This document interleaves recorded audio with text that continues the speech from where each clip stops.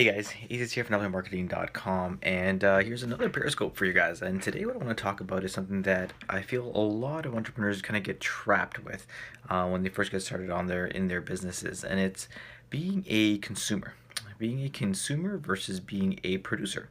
And so really what I want to talk about here, guys, is talking about a little bit about the difference and this trap that a lot of people really fall into. So what does it mean to be a consumer? Being a consumer is something that happens to basically anybody who gets started in in entrepreneurship and gets started in their business.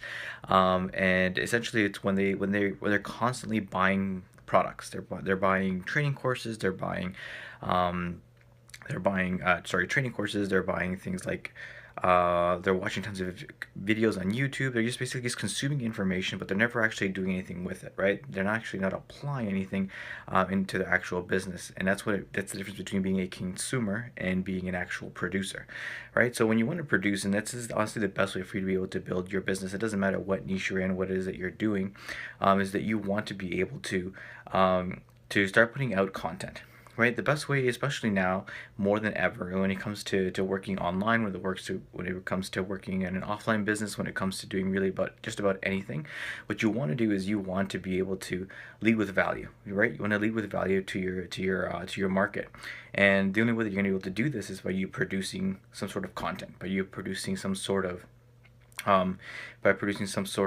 of value, right? Something that's going to help people in their business, right? And but now that I'm saying this, I want to kind of talk about two things here. A lot of people, when they start doing this, when they start thinking about creating content or creating value or creating any of this stuff, is that they start thinking about, okay, if I'm going to create stuff, I'm just gonna give a little bit. I'm gonna give just like little teasers and not really give out the meat and potatoes and stuff, because I want to keep that for myself, because they want to try and either sell it or try to promote it in some sort of way that's gonna yield them some sort of return. But that's honestly not the right way that you want to be able to market your business. You want to actually give your best content first, right? You want to give that stuff away to people, because when you start doing that stuff, when you start creating that value, that goodwill, people will come back for you and ask for more. They'll ask you for what it is they're looking for. And that's honestly the best way that I've found to be able to grow your business. It's the best way that I've seen people to really gain that trust and respect from people. And when it comes down to it, guys, you don't really want to have a customer for one time. What you're trying to build here is you're trying to build long-term customers when it comes to working in your business. And the way that you do that is by doing things like that. You're leading with value. You're allowing them to start building that relationship with you, start building that trust with you.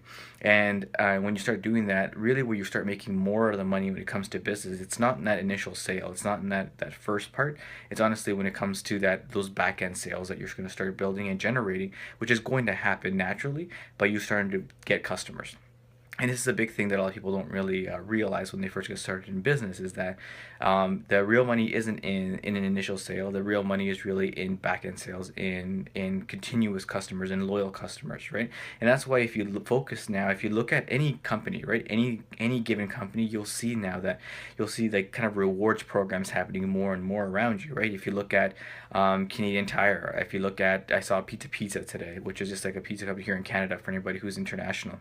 um, Looking at Starbucks, for example, all these companies, all they do is they continue to create these reward programs, because it's a way to continue to attract their customers back to them, because they know that if they continue to bring these customers into the store, they're going to continue to buy more and more things from them.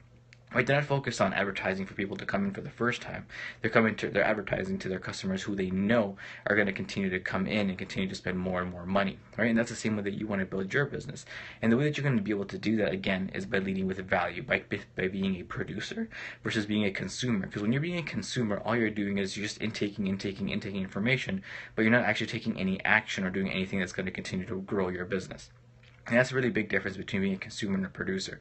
If you're a consumer information, and this is really the point where people get information overload, where they have all this information but they don't really apply anything to it. And I talked a little bit about that in yesterday's Periscope.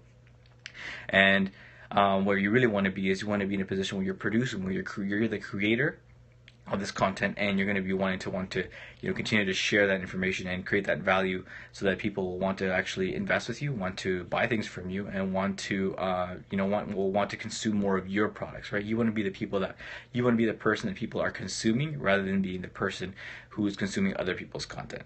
So hopefully that makes sense to you guys. Hopefully that creates a little bit of value for you guys. And again, if you're loving these videos, make sure to tap on the screens.